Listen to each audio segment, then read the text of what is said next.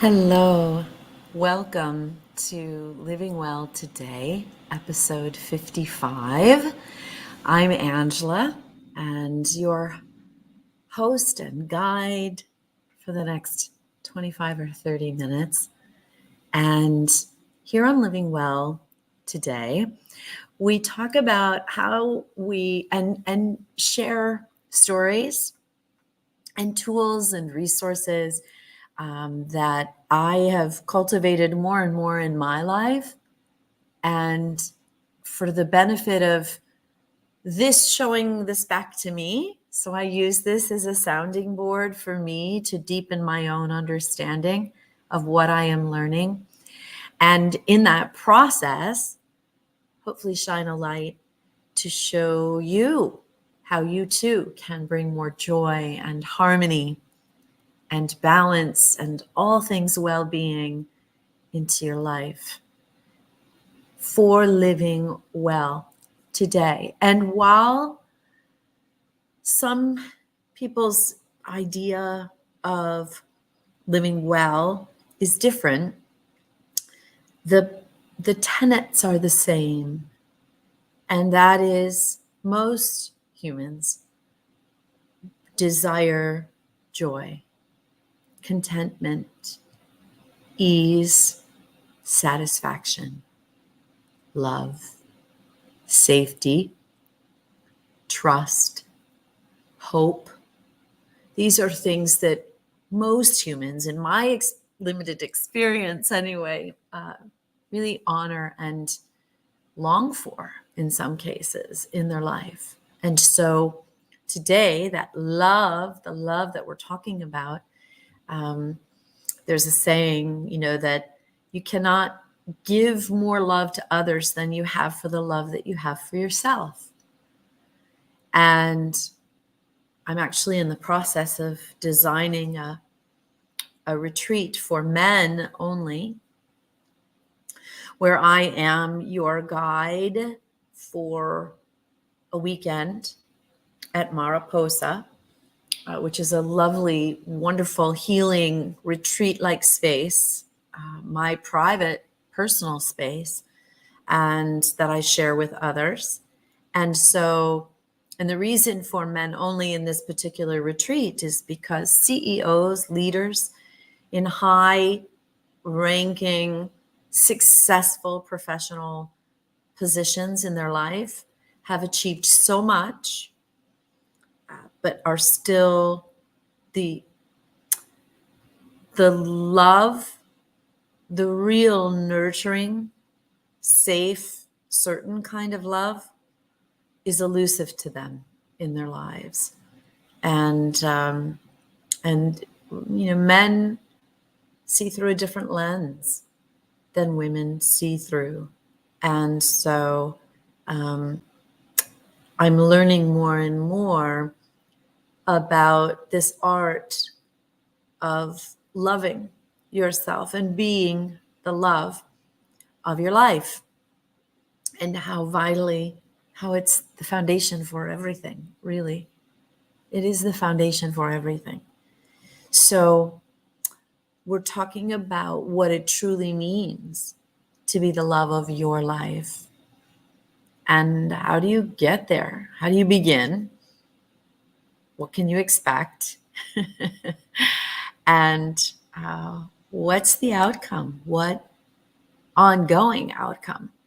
And it's a topic that's been on my heart lately. And, the question is, how often do we really look inside ourselves? And rather than waiting for someone else to show up, to validate us, to fill a hole, to repeat a pattern that we've done over and over, to fill whatever empty space that we feel is inside of us. And what if, I guess the question is, what if I told you that the greatest love you could ever experience already lives within you? You were born with it. And it gets covered up. It gets layered over through time, It gets clouded. It gets twisted, maybe, even, depending on some of our life circumstances. So, how do you become the love of your own life? Why does it matter? It transforms, I'm speaking from direct experience, it transforms the way you experience everything else in life. It makes the good times greater, deeper, more meaningful. It makes the hard times easier and transmutes them into a gift. So imagine if you could take an immense challenge that you have going on in your life right now and just sprinkle a little bit of love dust on them. And just by sprinkling that dust, I want you to literally imagine taking dust right now, pixie dust, and sprinkling it over top of whatever that challenge is, and having that challenge just transmute into something beautiful, something golden, and golden dust that just floats up off into the ether. Now, that's extreme, right? To think that you could evaporate the most difficult challenge in your life. And I have done this. Doesn't mean I don't have difficult challenges right now. I do. I am applying the same method of thinking and being and doing to this as I have dissipated or evaporated others. And I know I have faith and trust. I know that I'm coming through this. I know that I am. And I see evidence of it. And you know, we've said this before, you find what you go looking for. You find what you go looking for. So can you look within to become the love of your own life? The best love of your life ever is you. It's you. Isn't that wonderful? Doesn't that answer so much? Doesn't it relieve so much pressure and angst and searching and wondering? There it is, friend. There's the gift. The gift of love that you give to yourself. From you to you. Okay, so what does it really mean to love yourself? The term self-love can feel a little overused these days. Self-love is deeper than bubble baths and spa days. And while those things soften and assist and refresh and rejuvenate, they do. They're effective and they do. That self-care is important. To me, what we're talking about today is much deeper and more profound than something surface like your environment. It's your internal environment. It's how we speak to ourselves. It's the words we use, the stories we tell ourselves and to others. It's lessening the judgment and the self-criticism. It's showing up for ourselves every day, honoring our feelings, honoring our body, honoring our mind, honoring private time. You know, JOMO, we talked about last week, the joy of missing out. It's allowing ourselves that space and being more loving and kind with our own voice to ourselves.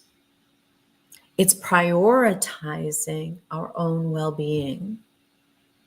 And while you see bubble baths and spa days and, 18 holes of golf, whatever it might, hiking, getting out in nature, that nurtures the soul, reconnects you, absolutely. But it is an ingredient.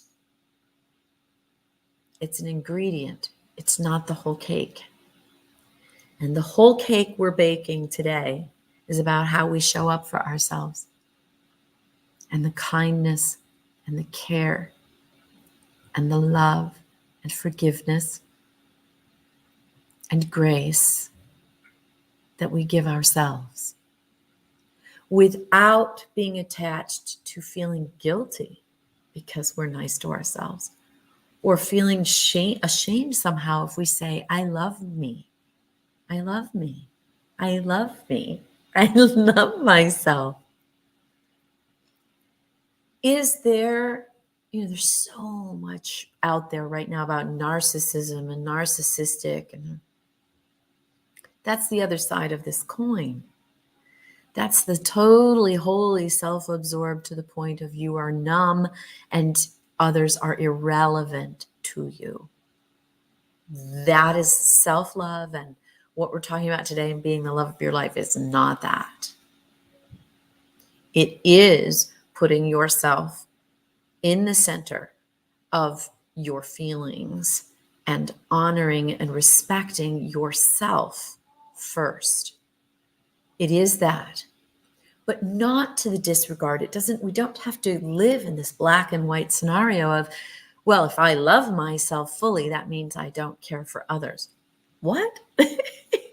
No, I think you're quite capable of loving yourself and loving others. And in fact, the more you love yourself in an honoring, true, integrous way,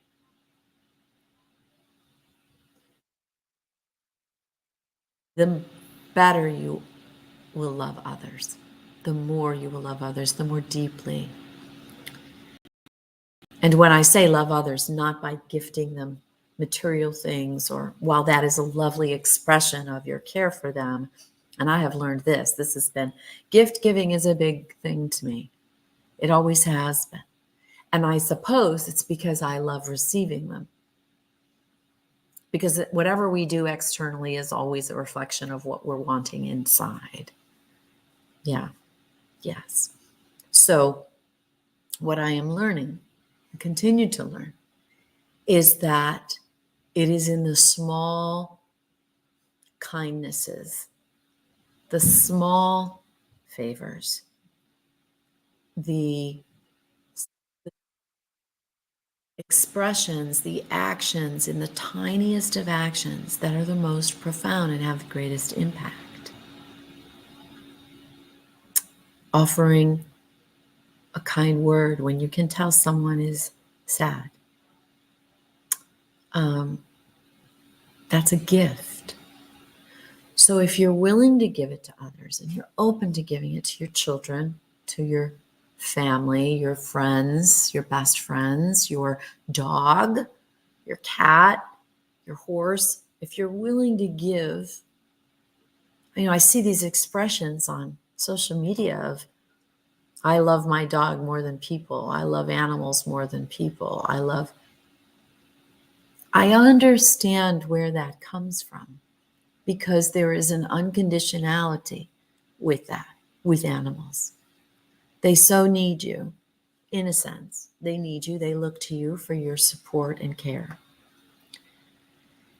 And they just, feed me and pet me, and I'm good. So I understand the energetic exchange that's so vitally necessary between animals and humans. I'm a major animal proponent. And I study animal messages and how animals reflect to us and the energy that they offer us, and how they're a mirror of our own behaviors. I honor all of that. But please, if you are loving animals more than humans, it's probably because you're not loving yourself enough. Because as you love yourself more and more, you get fascinated with humans. You want to see their light. You see them as bigger than they can see themselves. You want for them so much, and you have an empathy and a tenderness and an understanding about appreciating where they're at in their life, and them doing their own life, even if you don't like how they're doing their life, or you don't agree with it, or you're just saying it's okay, that's their life, it's them, it's theirs, it doesn't belong to me. How can I hold space for them to find their own light? How can I see them bigger than they can see themselves, so that simply by seeing them in that way, there's greater energy and openness and opportunity for them to see themselves that big. So if you are sensing that you love animals more than you love humans, I understand it. But it could be, not but. And it could be, we're social creatures. Animals are wonderful. They do not give us and cannot give us what the full capacity of what a human being can give us in terms of love and sharing and partnering. So take a closer look at that. It's more than likely because if you could give yourself more honor and love and kindness and talk more softly and sweeter to yourself, then you'll feel compelled to do that for other human beings, and they'll feel more compelled to do that for you. It's an exchange, you see. May not come back, often doesn't come back directly from that exact person. You'll get an act of kindness unexpectedly from someone else. Yeah. How do you treat yourself? Let's talk about that. How do you speak to yourself? How do you treat yourself? If you were to examine your own behavior, would you say you're as kind, compassionate, and forgiving with yourself as you are with others? And if not, well, why not? Many of us are not. So why not? We tend to be our own harshest critics, right? You've heard that forever. When we start to learn and practice, and it does take practice, self-compassion, when we love ourselves as we are, imperfections and all, perceived imperfections. Oftentimes the imperfections we perceive, others say, what are you talking about? Some folks that I know are just so incredibly hard on themselves, and it's not what I see. It's not what I see. So when you can begin to open to the possibility that you're perfect exactly as you are, where you are, right here and now, that's when the magic happens. That's when a bit of good fortune comes your way unexpectedly. You move through what you foresaw as something really horrible. You move through it faster. I have a friend who got a DWI out west, and it was his second one, and he was in real trouble. He's been dreading it to the point where he even, there's been a lot of collateral damage from it. His daughter's wedding was that day, and he was in jail. He was on his way to the wedding. So a lot of collateral damage there. And he's mindfully working his way through it and repairing what he needs to repair. But he's starting with himself. He's recognizing he's starting with himself. So he's doing this work, and he's praying, and he's meditating, and I'm offering him counsel when I can, and grace. It's really what it is. When you hold space for someone in kindness, it's giving them grace to heal, to be more, to be as they are, but to also begin to open to the fullness of them, the moreness of them, the wholeness of them, not in a competitive way, just simply how they already are, uncovering the capacity that they already are, that has been hidden or layered over since youth.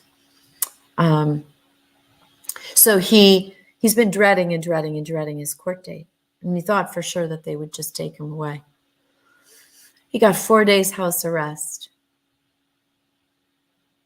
That's it.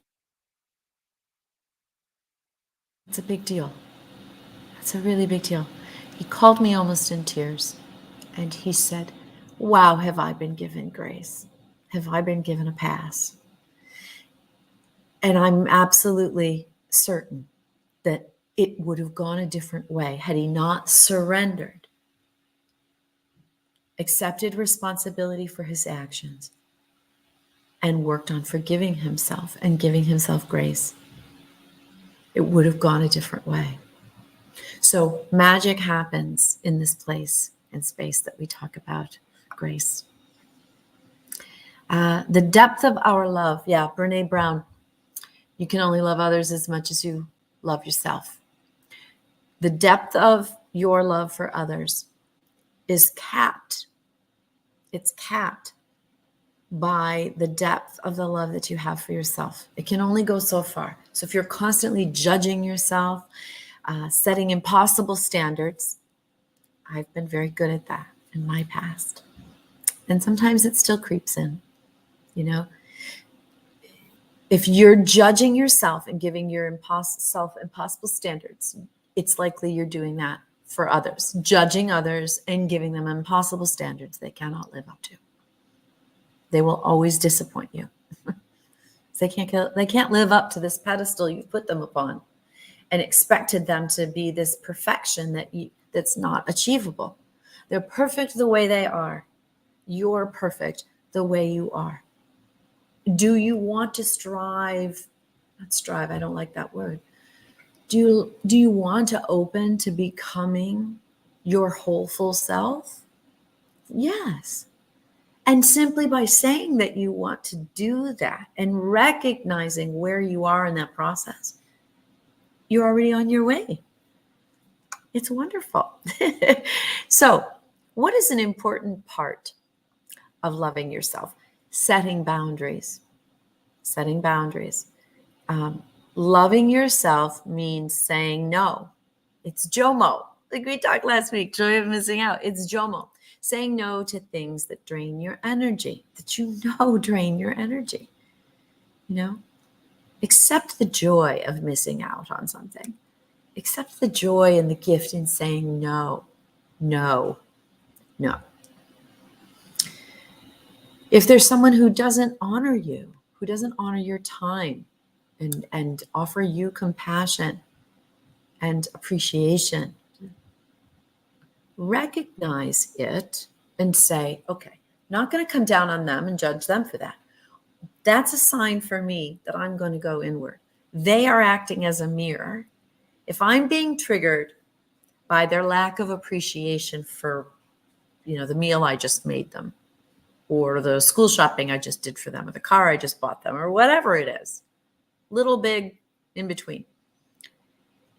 If you're being triggered by them not appreciating it, it's twofold. Number one, it's a mirror to go inward, to go inside, and to give yourself the appreciation. That's step one. Step two is to say, okay, now I am working on that. And I am working on, I so appreciate my heart, and I so appreciate the body that shows up for me every day. I so appreciate my wisdom that I've learned through a lot of challenges. I so appreciate the strength that I have. I appreciate the work that I do in the world. I'm doing good work.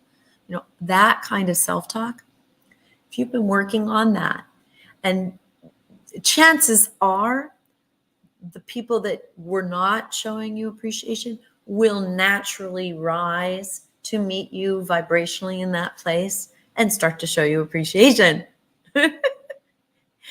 And if they don't, obviously if they're your children, you're not going to block them out of your life.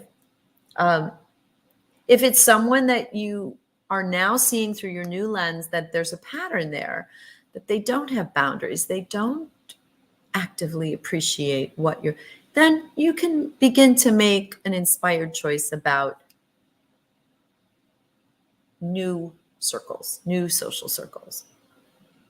But chances are often, like I said, over time, those relationships fall away on their own. Don't really typically have to take a lot of action there.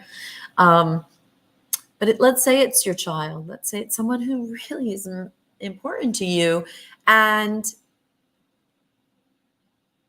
take their lack of appreciation they're showing to you as a signal they are probably not appreciating themselves and loving themselves enough either. That it doesn't really have anything to do with you.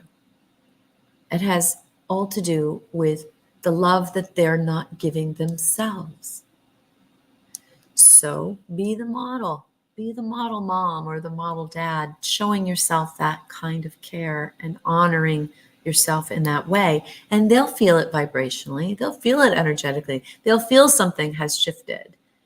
And then hold grace and space for them to allow them some time to pick up on that and to maybe modify in some way to evolve their own behavior towards you. 80% of the time that will happen on its own. And if it doesn't, in a very loving and kind, graceful way, rather than going over the edge and getting triggered and vomiting all over them with all of your feelings of not feeling appreciated. And I've done that. So I know what leads to that. What leads to that is not expressing yourself and suppressing how you're feeling. If you just simply share, this is how I'm feeling. That's how you want to start the phrase in the conversation. Not, you are doing this to me. No, they're not. Because it's your reaction to them that's allowing you to feel unappreciated or unloved. So they're not doing anything to you, okay? But you can share with them, when I am doing these things for you, and I am not seeing you take some time to respect or appreciate that, a couple of things come to mind. Number one, I am feeling not appreciated for my efforts. And number two, much probably like me, you followed my example and you're not giving yourself enough credit. You're not giving yourself enough love and appreciation. So here's what I'm learning, daughter, about what that looks like. And have that kind of conversation with them rather than condemning and judging and blowing up and screaming and hollering, which at most cases, everyone always feels just lousier and less than after something like that happens, right? So now you're down 2. Before you were down 1, now you're down 2 because you just had this huge explosion and disrupted everything. So imagine, I have water here, but imagine it's a cup. I'm holding a cup of water. I'm holding this one. If I keep pouring that cup out, pouring it out, eventually what do you end up with? An empty cup. So you can't give what you don't have, right? You've got to give that. The self-love, what we're talking about, is the ultimate refill. Now this is a full one. Filling it back up. And it is the small acts of self-care, the bubble baths, the spa days, the walk in nature, for sure. Grounding, getting out of the beach, going shelling, macrame, whatever, painting, woodworking, whatever, working with glass or leather, any kind of craft, anything. All of that stuff nurtures and reconnects you to your joy. And that all is part of self-care. Learning to be the love of your life is making a new conscious choice about your relationship with you, where you stand with you. And it does beg the question, in my life, where do I need to set clearer boundaries, stronger boundaries at work, with family members, for myself?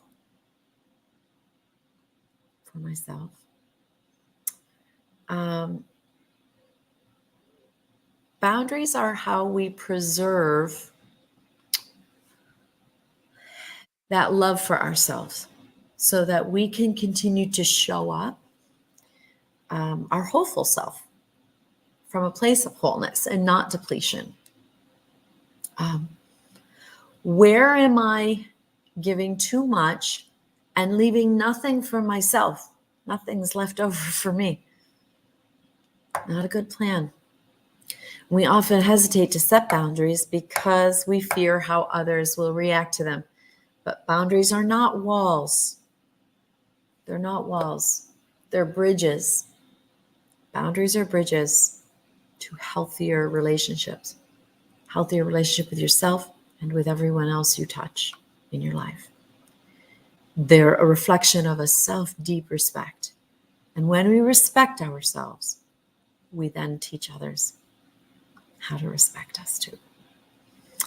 So, another cornerstone of being the love of your life is self-compassion. Self-compassion is about treating yourself with the same kindness and care that you would offer to your dearest friend. Yeah.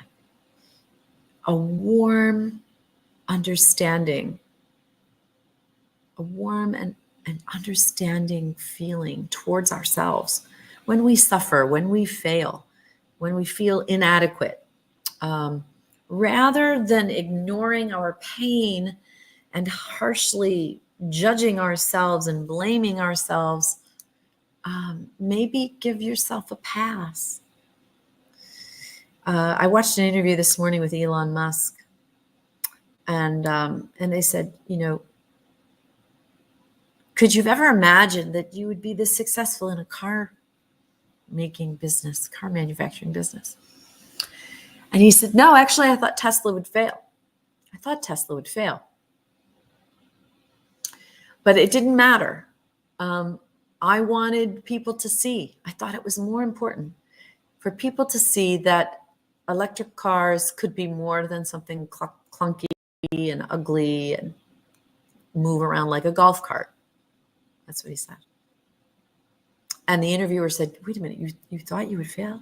Why would you go into something that you would fail? And he said, because it was important enough. Because I'm willing to do that. I'm willing to fail when I know something's important enough. And what I called from that is fear is not self-love. Fear is not self-love. Courage is. Knowing your own strength and capability, trusting in that capability. Saying, hey, I'm 56 years old. I've made it on planet Earth this long. I can make it another 56 years. And do it well. Do it with love and with grace and with ease. How often, when you're hurting, when you have failed, when you're embarrassed, how often do you sit with it? Really sit with it and love it and understand it and honor it, versus pushing it away, pushing it down, which is when you push it down. When you push away, you do build impenetrable walls. When you push it down, you push it into your muscles, your cell tissue, your muscle tissue, your cellular level, and dis-ease will take root. Because you feel everything and experience everything in your emotional body first, that etheric body, the energetic electromagnetic field that is around you, that is part of you, that is energy. And if you ever question that, we've done this exercise before where you just rub your hands together and you create all that friction and heat in your hands, right? And you keep it going, you clap, clap, clap, clap, keep it going. And then you just sit with your hands apart. Woof. Feel that. You can feel the energy pulsing back and forth, back and forth, back and forth. That's you activating. Okay? So you have this energetic field. And the more you offer yourself love and forgiveness and compassion, the bigger that field grows.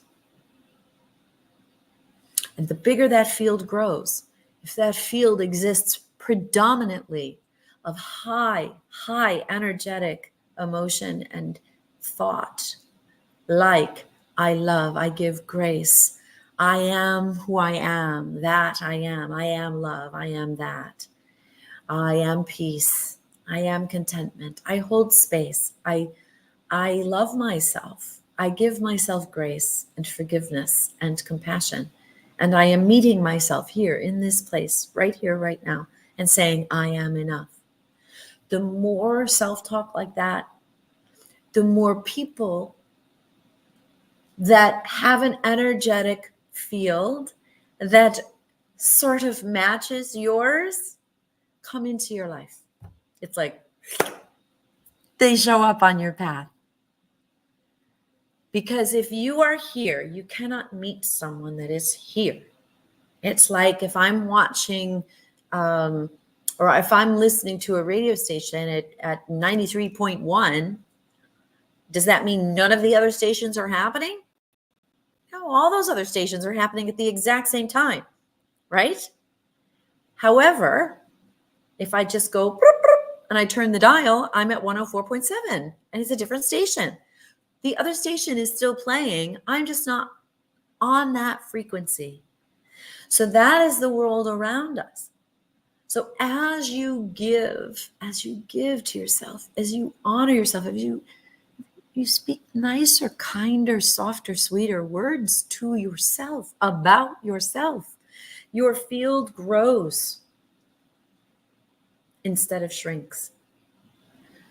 And what exists in that field is healthier energy. Okay? If something begins to manifest in the physical body, that unhealthy energy has been in that energetic body, that emotional body, that field around, been there a long time.